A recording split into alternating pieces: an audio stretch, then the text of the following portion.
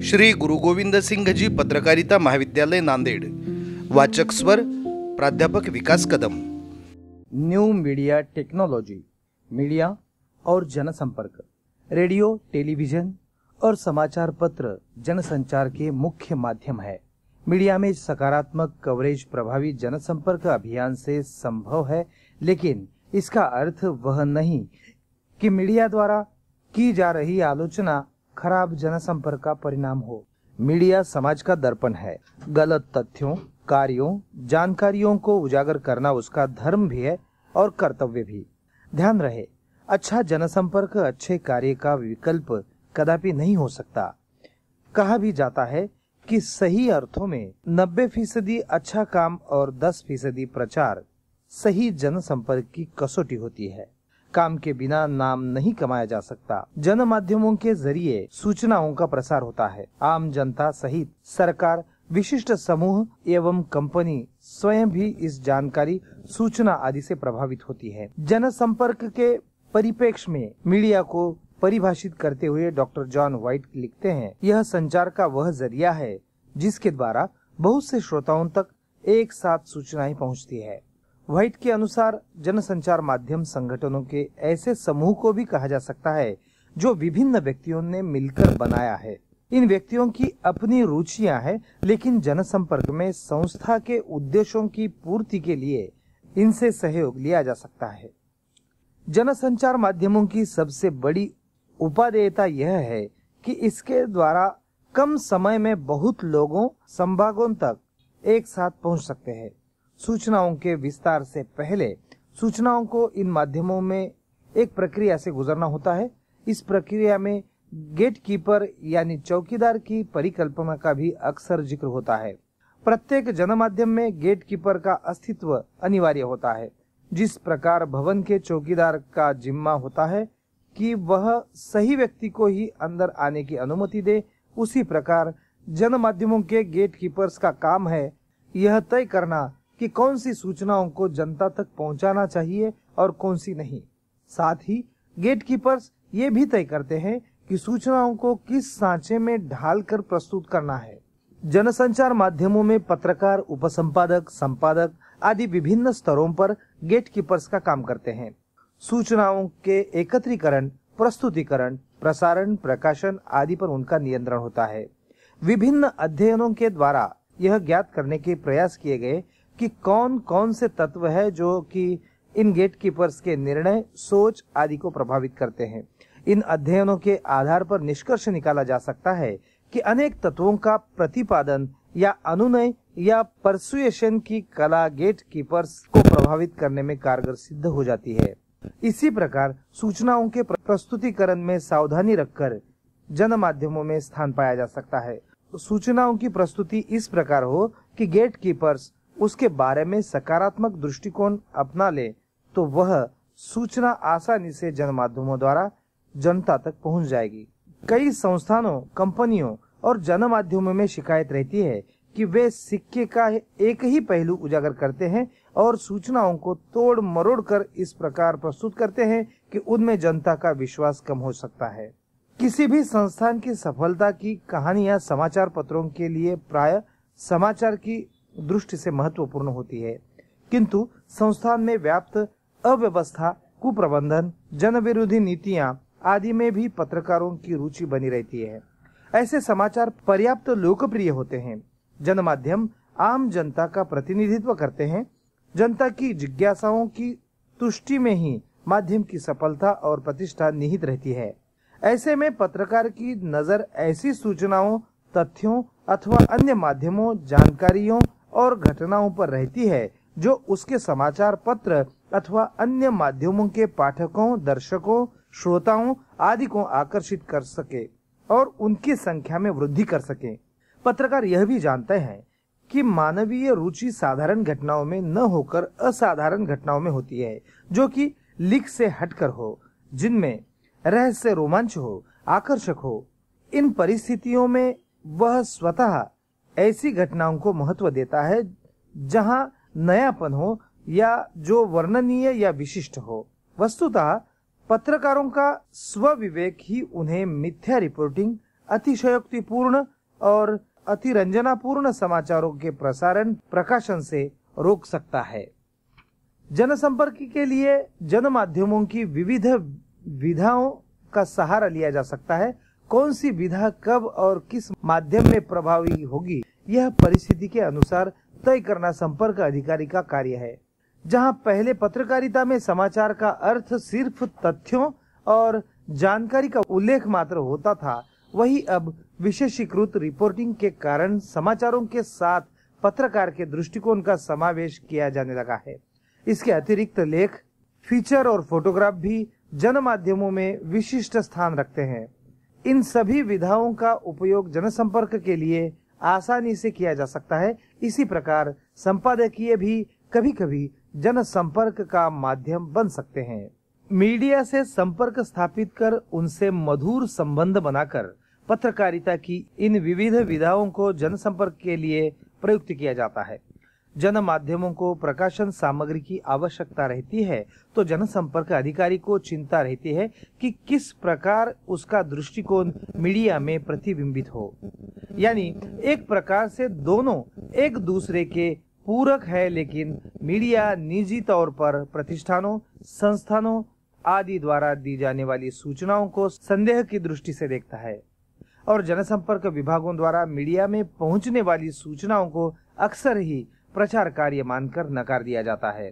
साथ ही कमजोरियां एवं खामियों को जोर शोर से उजागर करने की प्रवृत्ति मीडिया में है। इन सब चुनौतियों के मद्देनजर जनसंपर्क कर्मी को मीडिया से संपर्क साधने में बड़ी सावधानी बरतनी होती है। इस दिशा में उनका पहला कदम होना चाहिए कि एक सिद्धहस्त रिपोर्टर की तरह उन्हें अपनी बीट यानी अपनी कार्यक्षेत्र, संस्थान और वहां की कार्यशैली और दैनंदिन गतिविधियों की पूर्ण जानकारी रहे। उन्हें यह समझ लेना चाहिए कि मीडिया कभी प्रचार को महत्व नहीं देगा और व्यक्ति विशेष के प्रचार से उसे कोई लेना देना नहीं है। इसीलिए जनसंपर्क कर्मी का उद्देश्य अपने वरिष्ठ अधिकारियों, प्रबंधकों के गुणगान करना नहीं है, बल्कि संस्थान की छवि, वहां हो रही प्रगति, अच्छे कार्य, गतिविधियों आदि को मीडिया के जरिए उजागर करना है। उसकी प्रतिबद्धता किसी व्यक्ति के प्रति नहीं है, बल्कि वह संपूर्ण संस्था की छवि के प्रति है। मीडिया में उसके संस्थान या कंपनी की छवि जनसंपर्क कर्मी की स्वयं की विश्वसनीयता पर निर्भर करती है। इस विश्वसनीयता को बनाने के लिए उसे मीडिया में विभिन्न स्तर के संपर्कों की आवश्यकता पड़ती है। संवाददाताओं को लेकर उपसंपादक, समाचार संपादक, संपादक, इन सब तक उसकी पहुंच होने पर विभिन्न अवसरों पर इन संपर्कों का लाभ मिलता है। सही, सटीक एवं सामयिक जानकारी मीडिया एवं जनसंपर्क कर्मी के बेहतर संबंधों की कसौटी होती है।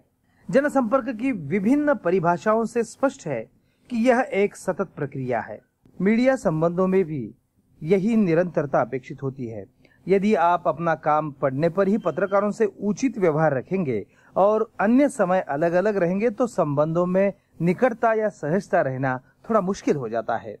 कोई कार्य न होने पर भी मीडिया कर्मियों से सामान्य मुद्दों पर बातचीत करना या टेलीफोन से सतत संवाद बनाए रखना सुचारू जनसंपर्क का एक भाग है। इस कार्य में संकोच के लिए कोई स्थान नहीं है। आपका व्यवहार एवं पत्रकारों के प्रति सकारात्मक रवैया भी संबंधों को सुदृढ़ता और गतिशीलता प्रदान करता है। पत्रकारों से सहज संप्रेषण की कला जनसंपर्क अधिकारी को आनी चाहिए। पत्रकार चाहे बड़े अखबार का हो या किसी स्थानीय छोटे अखबार का, बिना किसी पूर्वग्रह से उसे जानकारी देना, उसे सहयोगात्मक व्यवहार रखना और उसके लिए उपलब्ध होना जनसंपर्क अधिकारी का कर्तव्य होता है। कई बार जनसंपर्क अधिकारियों के छोटे अखबारों के प्रति पूर्वग्रहों के दूरगामी परिणाम सामने आते हैं। मीडिया जगत से उथल पुथल होती रहती है और पत्रकार भी अपने अच्छे करियर के लिए प्रयासरत रहते हैं। आज जो पत्रकार छोटे समाचार पत्र से जुड़ा है, संभव है कल वही किसी प्रतिष्ठित समाचार पत्र का संवाददाता बन जाए। ऐसी स्थिति में वह पूर्व में उसके प्रति रखे गए पूर्वाग्रह को कभी भूल नहीं पाएगा और हो सकता है कि इसका खामियाजा कभी आपको उठाना पड़ जाए। सभी पत्रों के अपने अपने पाठक वर्ग होते हैं, इसलिए पत्र विशेष को संरक्षण देना अन्य समाचार पत्रों में हमारे संबंधों को प्रभावित कर सकता है। जनसंपर्क विभागों में संदर्भ कक्ष का निर्माण कार्य भी जनसंपर्क अधिकारी को सौंप दिया जाता है। राष्ट्रीय एवं स्थानीय मीडिया में अपने प्रतिष्ठान से संबंधित समाचारों, आंकड़ों, दृष्टिकोणों आदि का रिकॉर्ड रखा जाता है। जनसंपर्क अधिकारी मीडिया में प्रसारित प्रकाशित खबरों पर नजर रखता है। किसी भी रूप में प्रतिकूल कवरेज की स्थिति में उसे आत्म विश्लेषण करना होता है। ऐसी स्थिति में अकुशल जनसंपर्क अधिकारी अत्यधिक प्रतिक्रियावादी होकर मीडिया वर्ग के समक्ष कंपनी की छवि पर भी प्रश्न चिन्ह लगा देता है। यहाँ प्रतिक्रिया करना अपने आप में कोई गलत निर्णय नहीं है, लेकिन यदि मुद्दा बहुत गंभीर है, आक्षेप बहुत नहीं है, तो उन्हें अनदेखा करना ही अच्छा जनसंपर्क कहलाया जा सकता है। अनदेखा करने की स्थिति नहीं है तो जनसंपर्क अधिकारी को प्रबंधकों के साथ विचार विमर्श कर उचित निर्णय करना होता है। यदि आक्षेप गंभीर किंतु असत्य है तो संबंधित माध्यम तक अपनी बात पहुंचाना, तर्क संगत स्पष्टीकरण देना जनसंपर्क की आवश्यकता हो जाती है। मीडिया में थोड़ी बहुत आलोचना होती रहती है। इन आलोचनाओं के प्रति संयमी और सहनशील बनना होगा। पत्रकारों के लिए सहज उपलब्धता जनसंपर्क कर्मी की प्राथमिक आवश्यकता रहती है। इस उपलब्धता के साथ सही जानकारी पत्रकारों की सुविधा के लिए उचित परिप्रेक्ष्य में सूचनाओं को विश्लेषित करना भी जनसंपर्क अधिकारी से अपेक्षित होता है। कभी भी पत्रकारों को झूठी सूचना देकर उन्हें धोखा देने की कोशिश जनसंपर्क के कार्य में कहीं नहीं होनी चाहिए। हाँ, इतना जरूर है कि कुछ योग्य पत्रकार जो कि किसी विशिष्ट खबर के लिए आपसे सहयोग की अपेक्षा रखें और किसी विशिष्ट सूचना के लिए आग्रह करें, तो अन्य किसी पत्रकार अथवा माध्यम तक यह जानकारी या तथ्य नहीं पहुंचना चाहिए। इस विशिष्ट परिस्थिति में स्टोरी और सूचना की गोपनीयता बनाए रखनी चाहिए। जनसंपर्क कर्मी को इस बात में संशय नहीं होना चाहिए कि उसका क्षेत्राधिकार जनसंपर्क है, पत्रकारिता नहीं। पत्रकारों के साथ उठने बैठने के दौरान वह उनके काम में दखल देना या उनके कार्य के संबंध में दिशा निर्देश न देने लग जाए। पत्रकारों से मेलजोल बढ़ाने का अर्थ यह भी नहीं है कि वह उनसे अनुचित अपेक्षाएं लगा बैठे, उन पर दी गई जानकारी या विज्ञप्तियों के प्रकाशन के लिए दबाव डाले और समय असमय अपनी विज्ञप्तियों या अन्य समाचारों के संबंध में उनकी प्रस्तुति, विषय सामग्री, स्थान को लेकर शिकायतें करता रहे। इस प्रकार के व्यवहार से पारंपरिक संबंधों में दूरियां बढ़ेंगी और एक सीमा के पश्चात हम पत्रकार वर्ग की उपेक्षा का शिकार होने लगेंगे। ऐसी स्थिति जनसंपर्क के लिए बड़ी घातक सिद्ध होती है। इसीलिए अपने व्यवहार और कार्य में सामंजस्य बनाते हुए मीडिया में मधुर संबंधों की स्थापना को तत्पर रहना चाहिए। मीडिया के लिए हमारे द्वारा उपलब्ध कराई गई सूचनाओं का महत्व है। सूचनाओं में विलंब न सिर्फ हमारी कार्यक्षमता पर एक प्रतिकूल टिप्पणी है, वरना हमारे सहज संबंधों को भी प्रभावित कर सकती है। मीडिया की समय रेखा, डेडलाइन को ध्यान में रखकर जनसंपर्क कर्मी को विज्ञप्तियों एवं अन्य सूचनाओं को संबंधित मीडिया तक प्रेषित करना चाहिए। उसके पास मीडिया से जुड़े लोगों की प्रमुख समाचार पत्र कार्यालयों, आकाशवाणी, टेलीविजन केंद्रों के पतों एवं टेलीफोन, फैक्स नंबरों आदि की संपूर्ण सूची होनी चाहिए, जिसमें समय समय पर जांच लेना चाहिए कि बदलावों को तुरंत सूची में शामिल कर देना चाहिए। पत्रकारिता की विविध विधाओं, समाचार विश्लेषण, आलेख, फीचर, साक्षात्कार आदि के द्वारा कंपनी की छवि निर्माण का कार्य संपन्न हो सकता है और इसके लिए जनसंपर्क कर्मी को अपने मीडिया संबंधों का दोहन करना होता है। कुछ अन्य तरीके भी हैं जिनके द्वारा कंपनी अपनी बात मीडिया जगत तक पहुंचाती है। ये तरीके बहुत सामान्य किंतु उपयोगी है और आमतौर पर इनके द्वारा प्रेस जगत तक प्रबंधक अपनी बात पहुंचाने का प्रयास करते हैं। ये तरीके बहुत प्रचलित होने के बावजूद विशिष्ट सावधानियां और जनसंपर्क कर्मी में प्रबंधकीय एवं पत्रकार के मिले जुले गुणों के समावेश की अपेक्षा रखते हैं। ये तरीके हैं संवाददाता सम्मेलन या प्रेस ब्रीफिंग, दूसरा है प्रेस टूर या प्रेस यात्रा और तीसरा है प्रेस विज्ञप्ति। संवाददाता सम्मेलन एवं प्रेस ब्रीफिंग के बारे में यहाँ हम जानकारी लेंगे। इसमें सामान्य घटनाओं, गतिविधियों और जानकारी प्रेस तक पहुंचाने के लिए प्रेस विज्ञप्ति ही पर्याप्त रहती है, किंतु विशिष्ट घटना के लिए संवाददाता सम्मेलन का आयोजन अनिवार्य होता है। संवाददाता सम्मेलन विभिन्न परिस्थितियों में बुलाए जा सकते हैं। विस्तृत जानकारी के लिए, संशयों को दूर करने के लिए, नीति परिवर्तन, नए उत्पाद, नई मशीन, संशोधित तकनीक या वित्तीय योजनाओं, परिणामों आदि की जानकारी या विशिष्ट घोषणाओं के लिए, साधारण मुद्दों पर या मीडिया में प्रकाशित आलोचना के लिए अपनी दलील देने के उद्देश्य से सामान्यतः संवाददाता सम्मेलनों का आयोजन नहीं किया जाना चाहिए।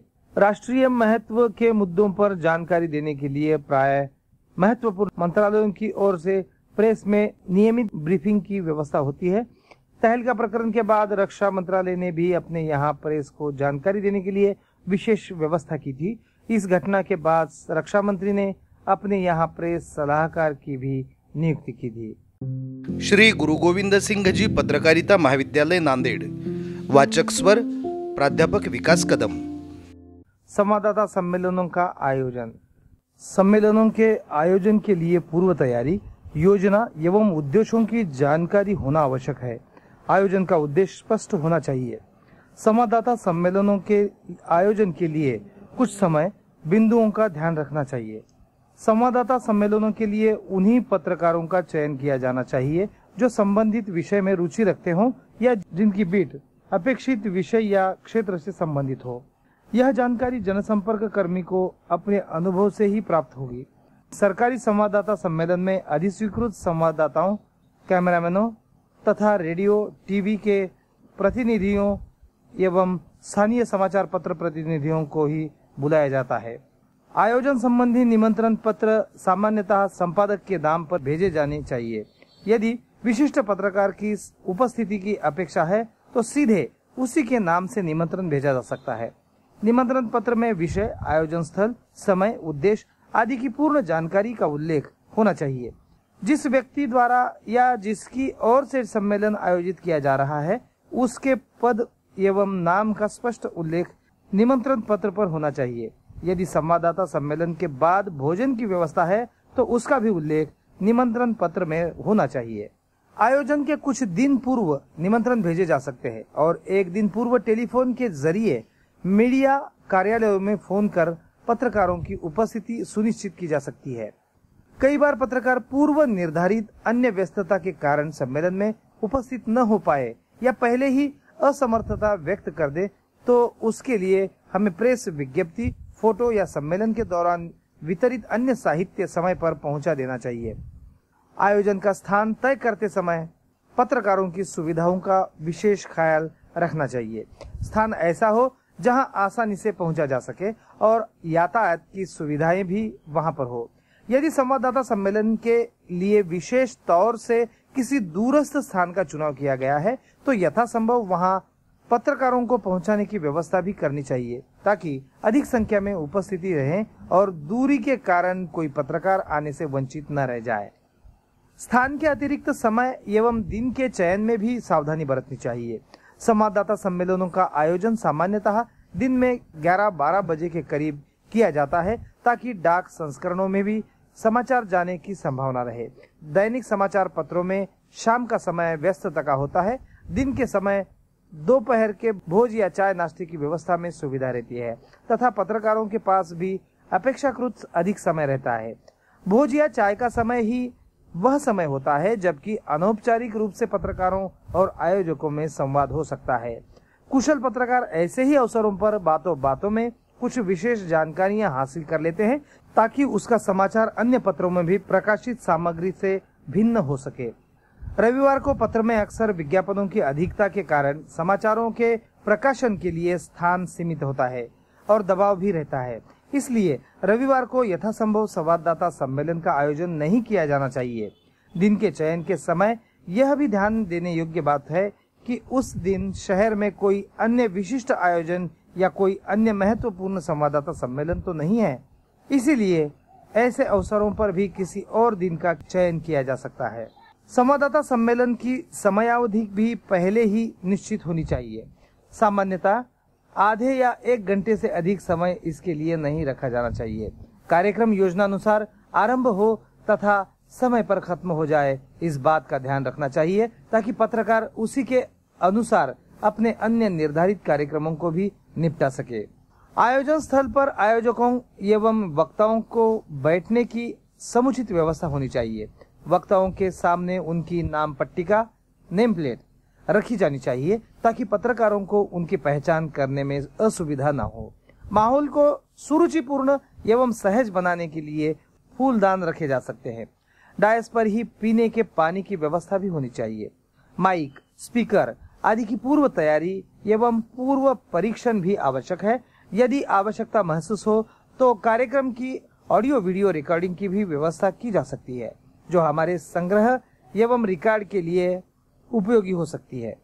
जनसंपर्क अधिकारी का दायित्व है कि वह आयोजकों एवं वक्ताओं को उपस्थित होने वाले पत्रकारों की जानकारी दे तथा सम्मेलन के दौरान उठाए जाने वाले सवालों या मुद्दों के बारे में उन्हें पहले बता दे और उनसे विचार विमर्श कर ले।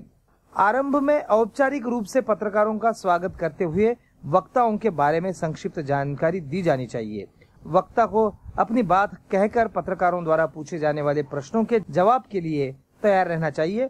प्रयास यही होना चाहिए कि अपने उद्बोधन में वक्ता मुद्दे की सभी बात स्पष्ट कर दे और अन्य सवालों की गुंजाइश नहीं रहे। फिर भी पत्रकारों की जिज्ञासाओं को शांत करना उसका दायित्व होता है। पत्रकारों को आवभगत और उनकी सुविधा का ख्याल जनसंपर्क कर्मी की जिम्मेदारी है। इसके लिए वह कार्यालय के अन्य कर्मचारियों एवं सहयोगियों का सहयोग भी ले सकता है।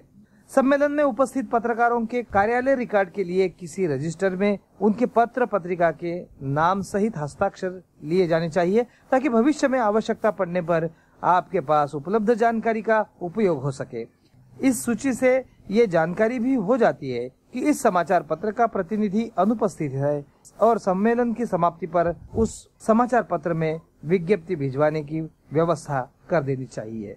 आजकल सामान्य शिष्टाचार हो गया है कि संवाददाता सम्मेलन में प्रेस किट वितरित किए जाते हैं। प्रेस किट का स्वरूप उपलब्ध संसाधनों पर निर्भर होता है।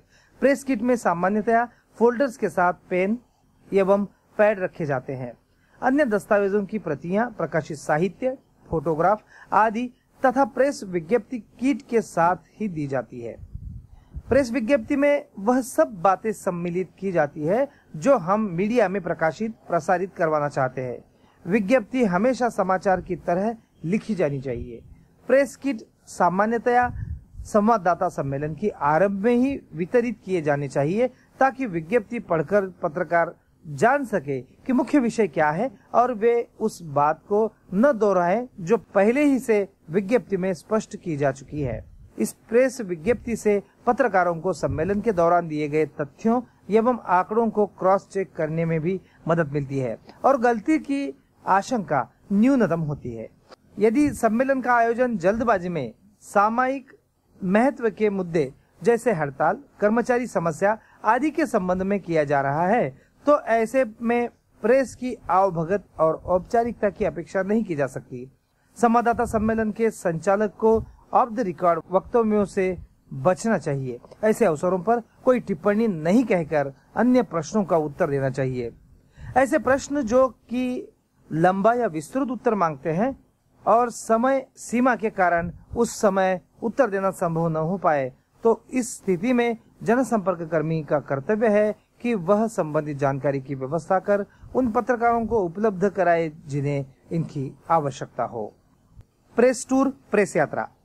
अंग्रेजी में कहावत है, सीइंग इज बिलीविंग, और यथार्थ भी यही है कि सुनकर या शब्दों के माध्यम से हम किसी चीज के बारे में अनुमान तो लगा सकते हैं किंतु उसकी विश्वसनीयता पर हमेशा भरोसा नहीं कर सकते। किंतु उसी बात से संबंधित फोटो या चित्र या वीडियो देखकर हम उस बात पर आसानी से विश्वास कर लेते हैं और उनकी गंभीरता या वास्तविकता भी पहचान लेते हैं। यदि चित्र और वीडियो के स्थान पर हम स्वयं उस स्थान पर उपस्थित हो तो हमारी विश्वसनीयता और बढ़ जाती है। लातूर या भुज के भूकंप की भयावहता का अनुमान हमें टेलीविजन पर प्रसारित चलचित्रों से लगा, लेकिन हम उस स्थान पर स्वयं होते तो वहां के हालात, लोगों की मनस्थिति का जायजा बेहतर ढंग से लगा सकते थे। सीइंग इज बिलीविंग की ये परिकल्पना मीडिया संबंध बनाने में भी काम करती है।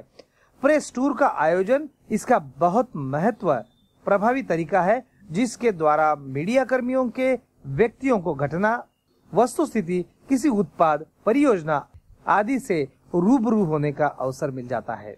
प्रेस टूर या यात्राओं के आयोजन का दायित्व जनसंपर्क विभाग की ओर सौंपा गया है। प्रेस यात्राओं का आयोजन विभिन्न प्रयोजनों के लिए किया जा सकता है। कंपनी ने नई इकाई, नया प्लांट लगाया है तो उस स्थान की जानकारी, प्लांट की कार्य प्रणाली, उससे होने वाले विकास, परिवर्तन आदि के बारे में जानने के लिए पत्रकार भी उत्सुक होते हैं।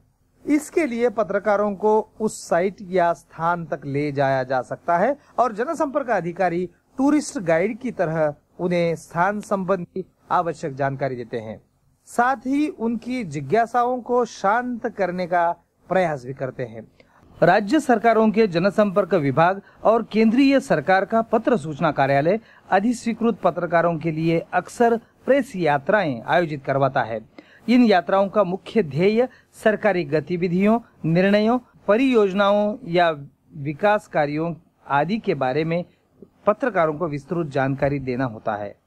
इन यात्राओं के लिए आयोजक पत्रकारों को उचित यातायात सुविधा तो प्रदान करवाते ही हैं, साथ ही भोजन एवं ठहरने की समुचित व्यवस्था भी करते हैं। जिस किसी भी स्थान पर पत्रकारों को ले जाया जा रहा है, वहां यदि अपेक्षित हो तो संचार की मूलभूत सुविधाएं जैसे कंप्यूटर, फैक्स, टेलीफोन आदि उपलब्ध होने चाहिए, ताकि यदि उस स्थान से संबंधित कोई स्टोरी पत्रकार वहीं से सीधा अपने कार्यालय भेजना चाहे तो उसे असुविधा न हो। प्रेस विज्ञप्ति। प्रेस विज्ञप्तियां समाचार पत्रों एवं इलेक्ट्रॉनिक मीडिया के लिए समाचार का महत्वपूर्ण स्रोत है। मीडिया कार्यालयों में रोजाना ढेरों विज्ञप्तियां आती है, लेकिन उसमें से आधी से अधिक विज्ञप्तियां विज्ञापन या प्रचार सामग्री के अतिरिक्त कुछ नहीं होती। मीडिया में उन्हीं विज्ञप्तियों का उपयोग होता है जिनमें समाचार तत्व हो, जो जनरुचि की हो। विज्ञप्तियों के विषय विविध हो सकते हैं, जिनमें स्पॉट समाचार भी हो सकते हैं, घटना की रिपोर्ट भी, विकासात्मक समाचार, विशेष घोषणाएं, उपलब्धियां आदि उसमें सम्मिलित हो सकती है। इसके अतिरिक्त विभिन्न एजेंसियां विज्ञप्तियों के साथ कभी-कभी पृष्ठभूमि पत्रक भी संलग्न करती है, जिनमें विषय या घटना संबंधी विस्तृत जानकारी एवं पृष्ठभूमि होती है। इसमें आंकड़े, पुराने रिकॉर्ड, विकास संबंधी रिपोर्ट का विवरण रहता है, जिसका उपयोग न केवल समाचार के लिए बल्कि आलेख या विश्लेषणात्मक रिपोर्टिंग में भी किया जा सकता है। प्रेस विज्ञप्तियों को अंग्रेजी में विभिन्न नामों से पुकारा जाता है, जैसे press note, press release, press statement या हैंडआउट। डीएस मेहता ने प्रेस विज्ञप्ति को परिभाषित करते हुए लिखा है कि प्रेस विज्ञप्ति सरकार, राजनीतिक संगठनों, अन्य संस्थाओं या निजी स्तर पर जारी किया गया वह वक्तव्य है जो कि प्रेस तक पहुंचाया जाता है। साधारणतया विज्ञप्ति हस्ताक्षर युक्त या कार्यालयीय कागज पर लिखी गई होती है या साइक्लोस्टाइल या जेरोक्स कॉपी होती है, जो कि इसे जारी करने में सक्षम कार्यालयों द्वारा प्रेस को दी जाती है। मीडिया में ग्राह्य एवं अच्छी विज्ञप्ति के लिए समाचार लेखन की शैली का ज्ञान आवश्यक है। सरल भाषा, स्पष्ट शब्दावली, छोटे वाक्य और समाचार की विलोम स्तूपी पद्धति से मिलकर अच्छी विज्ञप्ति की रचना की जानी चाहिए। विशेषकर यदि जनसंपर्क विभाग द्वारा कोई विज्ञप्ति जारी की जा रही है तो मीडिया की अपेक्षा रहती है कि वह अच्छी तरह लिखी गई हो, ताकि उपसंपादक को उस पर अधिक श्रम न करना पड़े। अच्छी विज्ञप्ति कैसे लिखी जाए, यह जानने से पहले हम विज्ञप्तियों में मूल प्रकारों को समझ लें। डीएस मेहता ने सरकारी विज्ञप्तियों के 3 प्रकार बताए हैं, जिनमें प्रेस कम्युनिके, प्रेस नोट या विज्ञप्ति, तीसरा हैंडआउट और गैर समाचार विज्ञप्तियां। जिसमें पहला प्रेस कम्युनिके विशिष्ट सरकारी घोषणाओं, निर्णयों जैसे कैबिनेट नियुक्ति, विदेशी महत्वपूर्ण पदाधिकारी के आगमन, अंतर्राष्ट्रीय समझौतों आदि के संबंध में प्रेस कम्युनिके आदि जारी होते हैं। अत्यंत औपचारिक प्रकृति का होने के साथ ही कम्युनिके में संबंधित मंत्रालय या विभाग का नाम, स्थान एवं दिनांक उल्लेखित होते हैं। सामान्यतया प्रेस से अपेक्षा की जाती है कि बिना किसी भारी फेरबदल के वह कम्युनिके को जो का त्यों प्रकाशित या प्रसारित करे। शीर्षक या उपशीर्षक प्रेस कम्युनिके में नहीं दिए जाते हैं। प्रेस नोट या विज्ञप्ति। सरकारी प्रेस विज्ञप्तियां महत्वपूर्ण मुद्दों के संबंध में जारी होती है। इनमें कम्युनिके से थोड़े से कम महत्व के मुद्दे होते हैं, जैसे अनायास करों में वृद्धि या कमी आदि। विज्ञप्तियां प्रेस कम्युनिके की अपेक्षा कम औपचारिक प्रकृति की होती है। स्थान, तारीख, कार्यालय के नाम का तरीका वही होता है, किंतु इसमें भिन्नता यह होती है कि विज्ञप्ति के समाचारों के साथ शीर्षक या उपशीर्षक होते हैं। विज्ञप्ति को संपादित या छोटा करने की आजादी प्रेस को होती है। तीसरा, हैंडआउट। हैंडआउट विविध विषयों से संबंधित होते हैं। विभाग या मंत्रालय की दैनंदिन गतिविधियों के बारे में हैंडआउट हो सकते हैं। विशिष्ट व्यक्तियों के अभिभाषण, संसद या विधानसभा आदि की कार्यवाही के समाचारों के संबंध में जारी विज्ञप्तियां इसी श्रेणी में आती है। अपेक्षाकृत औपचारिक तरीके से लिखे जाने वाले ये हैंडआउट सरकार के नाम पर जारी नहीं किए जाते हैं और न ही इस पर संबंधित मंत्रालय विभाग का उल्लेख होता है। इसमें स्थान या दिनांक का उल्लेख तो किया जाता है, लेकिन सरकारी एजेंसी जैसे पत्र सूचना कार्यालय आदि के नाम से जारी किए जाते हैं। उच्च सरकारी अधिकारियों, मंत्रियों के अभिभाषणों, घोषणाओं, वक्तव्यों से संबंधित हैंडआउट अक्सर जारी होते हैं, लेकिन ये हैंडआउट सरकारी एजेंसियों द्वारा तभी जारी किए जाते हैं जबकि वह भाषण या कथन सरकारी गतिविधियों के संबंध में रखा जाता है। राजनीतिक संगठन के सदस्य के रूप में या नेता या सरकारी अधिकारी द्वारा निजी तौर पर दिए गए बयानों के बारे में कभी सरकारी हैंडआउट जारी नहीं किए जाते हैं। नंबर 4, गैर समाचार विज्ञप्तियां। विज्ञप्तियों के अन्य प्रकार में गैर समाचार विज्ञप्तियां भी आती है, जिसमें स्पॉट समाचार का महत्व नहीं होता बल्कि अखबारी लेखन की अन्य विधाओं द्वारा मीडिया में स्थान पाने का प्रयास होता है।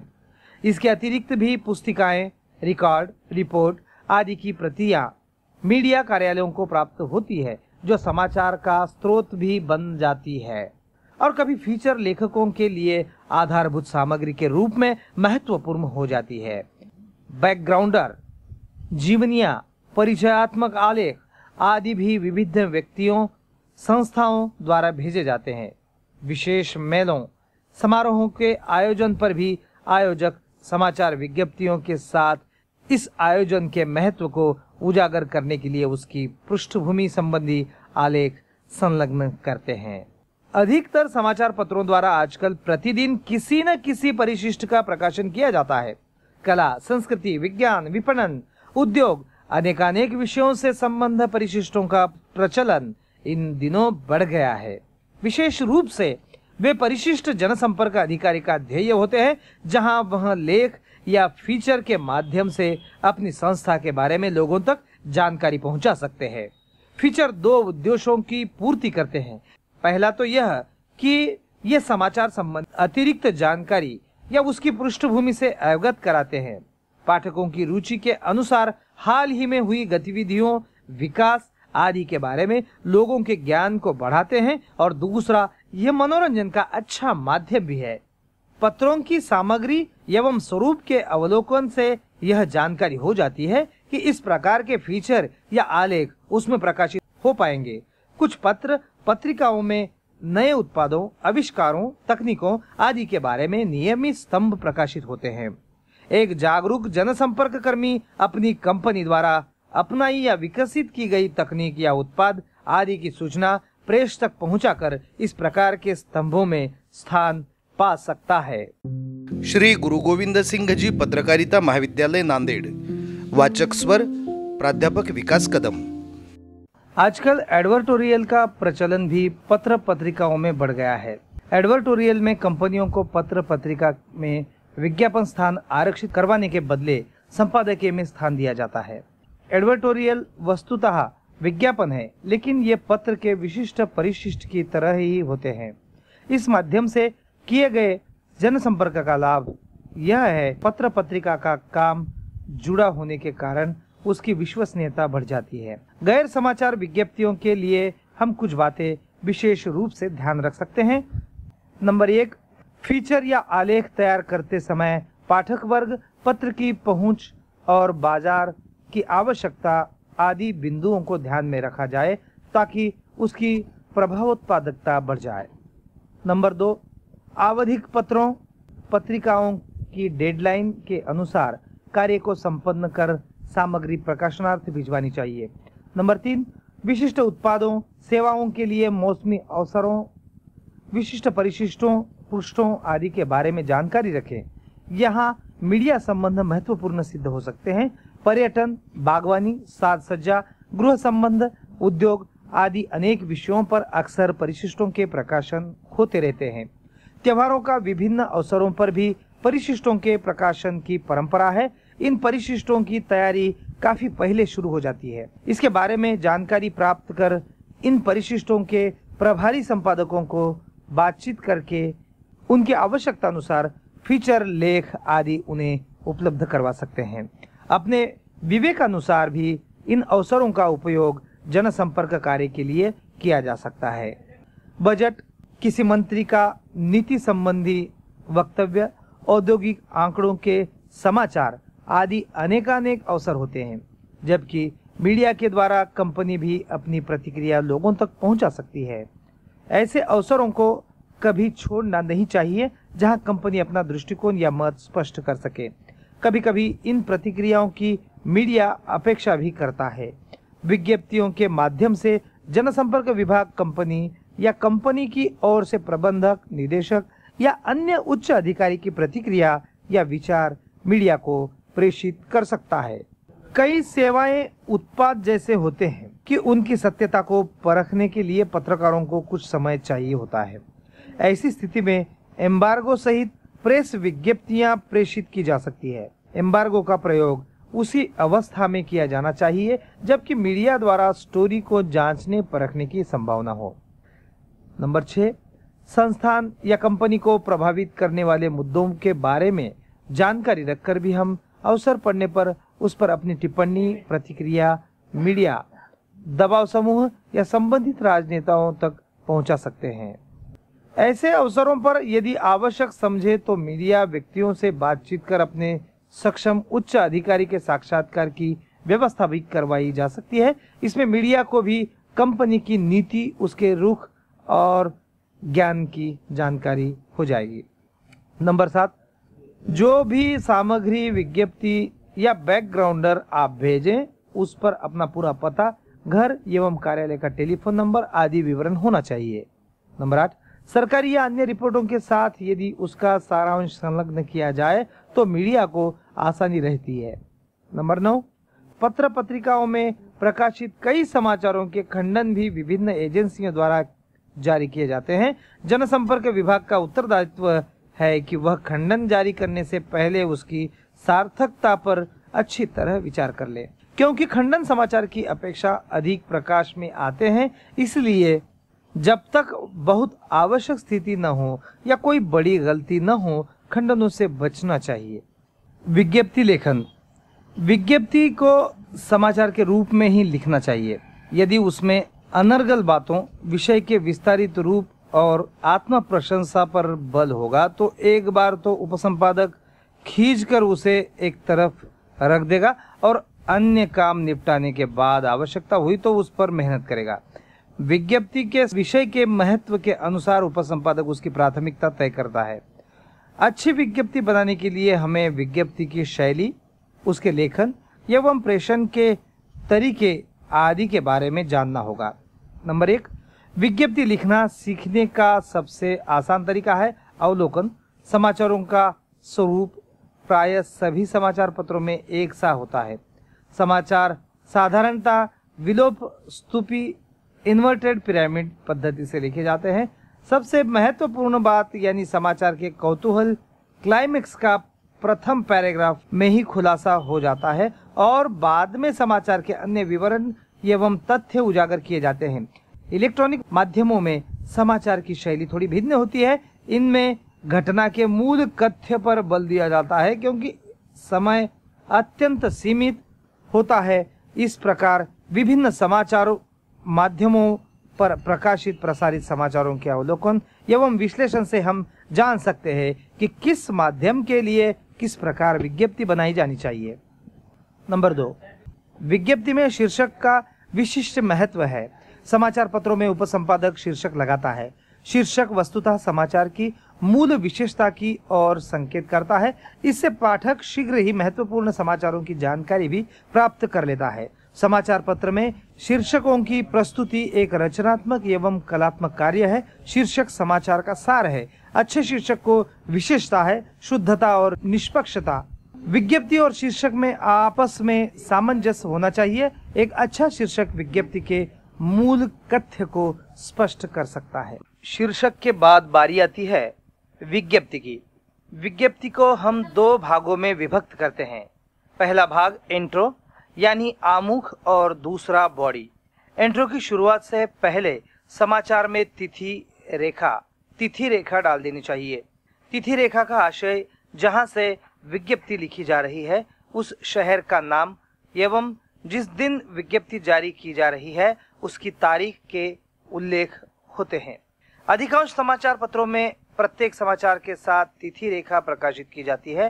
हालांकि इससे अपवाद भी है। जैसे अंग्रेजी समाचार पत्र टाइम्स ऑफ इंडिया में तिथि रेखा नहीं दी जाती, किंतु चाहे किसी के लिए भी आप विज्ञप्ति दे रहे हो तिथि रेखा लिख देनी चाहिए। इससे समाचार की सामयिकता के बारे में कोई संशय नहीं रहता और यदि पुरानी विज्ञप्तियों को खोजना हो तो तिथि रेखा के आधार पर वह आसानी से मिल जाती है। यदि जयपुर से 13 मई को कोई प्रेस विज्ञप्ति भेजते हैं तो उस पर जयपुर 13 मई लिखकर फिर समाचार की शुरुआत करनी होगी। विज्ञप्ति की शुरुआत होती है आमुख से। आमुख का अर्थ है विज्ञप्ति का इंट्रोडक्शन का परिचय।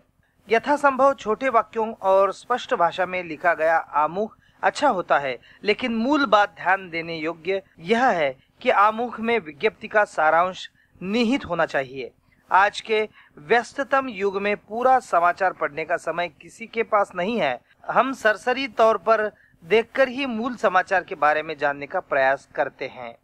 जनसंपर्क से जुड़े व्यक्ति को यह समझना चाहिए कि पत्रकारिता और प्रतिलेखन कॉपीराइटिंग बिल्कुल भिन्न विधाएं हैं।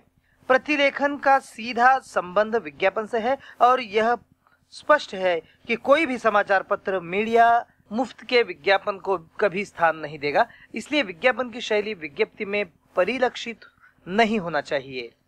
समाचार तत्व के साथ ही आवश्यक है कि विज्ञप्ति में वस्तुनिष्ठता और तथ्यात्मकता होनी चाहिए। किसी भी प्रकार के विशेषण, अलंकार आदि से बचना चाहिए। मीडिया में जो भी प्रकाशित प्रसारित होता है वह इस प्रकार प्रस्तुत किया जाता है कि यह समाचार स्वयं कार्यालय संवाददाता द्वारा एकत्रित कर लिखा गया प्रतीत हो। इसीलिए विज्ञप्ति में न तो आत्म प्रशंसा होनी चाहिए और न भावनात्मक अतिरंजना। अच्छी, सुस्पष्ट और प्रचलित शैली में लिखी गई विज्ञप्ति में संपादन की विशेष आवश्यकता नहीं होती तथा उस विज्ञप्ति के प्रकाशन की संभावना भी अधिक होती है। विज्ञप्ति लिखते समय तथ्यों को अनावश्यक रूप से विस्तार देने की चेष्टा न करें। संक्षिप्त और सुगठित विज्ञप्ति के प्रकाशन की संभावना जटिल और क्लिष्ट या तकनीकी भाषा में लिखी विज्ञप्ति से कहीं अधिक होती है। विज्ञप्ति में न तो अनावश्यक शब्द होने चाहिए, न ही शब्दों की पुनरावृत्ति होनी चाहिए। बहुत सामान्य एवं स्वाभाविक तथ्यों या बातों के उल्लेख से बचना चाहिए। वाक्यांश जैसे हमें यह कहते हुए हर्ष है या यह घोषणा की जाती है आदि का प्रयोग विज्ञप्तियों में सर्वथा वर्जित होता है। विज्ञप्ति में तकनीकी शब्दावली का प्रयोग करते समय विशेष सावधानी रखनी चाहिए।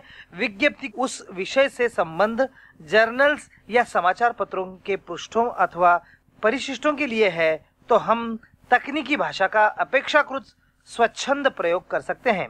अन्यथा सामान्य पृष्ठों एवं समाचार पत्रों के लिए तकनीकी भाषा को सहज रूप से समझाकर प्रस्तुत किया जाना चाहिए। आवश्यक हो तो पृष्ठ संलग्न किया जाना चाहिए जिसमें तकनीकी शब्दों के अर्थ स्पष्ट किए गए हों। विज्ञप्तियां कंपनी या संगठन के लेटर हेड पर भेजी जानी चाहिए।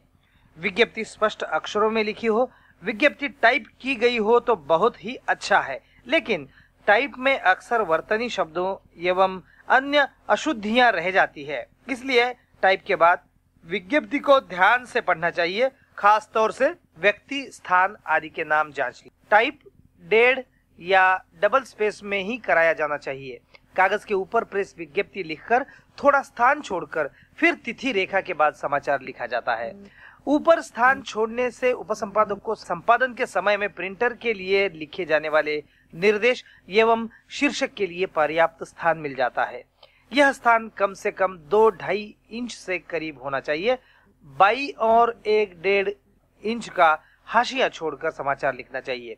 संपादन के समय आवश्यक संशोधन में या कुछ जानकारी सम्मिलित करने के लिए संशोधनों के लिए यह स्थान काम में आता है। तिथि रेखा के अतिरिक्त भी विज्ञप्ति में ऊपर की ओर दिनांक डाल देनी चाहिए। विज्ञप्ति पर प्रेषक का पूरा पता, टेलीफोन, फैक्स नंबर, ईमेल आदि होने चाहिए ताकि किसी भी प्रकार का संशय होने पर उचित माध्यम द्वारा उसका समाधान किया जा सके। अंत में उस व्यक्ति के हस्ताक्षर, नाम एवं पद की पूर्ण जानकारी का उल्लेख होना चाहिए जिसके नाम से विज्ञप्ति जारी की जा रही है। यदि एक से अधिक पृष्ठ की विज्ञप्ति हो तो उस पर क्रमांक डालकर अच्छी तरह आलपिन या स्टेपल से संलग्न कर देना चाहिए। जहां समाचार खत्म हो रहा है वहां या तो समाप्त लिख दे या कोई भी अन्य चिन्ह लगा दे जो स्पष्ट कर दे कि समाचार यहीं तक सीमित हो गया है। यदि विषय की जरूरत हो तो उसके साथ फोटो भी संलग्न करें। फोटो के पीछे कैप्शन अवश्य लिखें। यदि आवश्यकता हो तो विज्ञप्ति के साथ ब्राशर, पुस्तिका, सारणी, मूल्य सूची, उत्पादन आदि भी संलग्न किए जा सकते हैं। वार्षिक रिपोर्ट। कॉर्पोरेट जगत में वार्षिक रिपोर्ट जनसंपर्क का महत्वपूर्ण उपकरण बन गई है।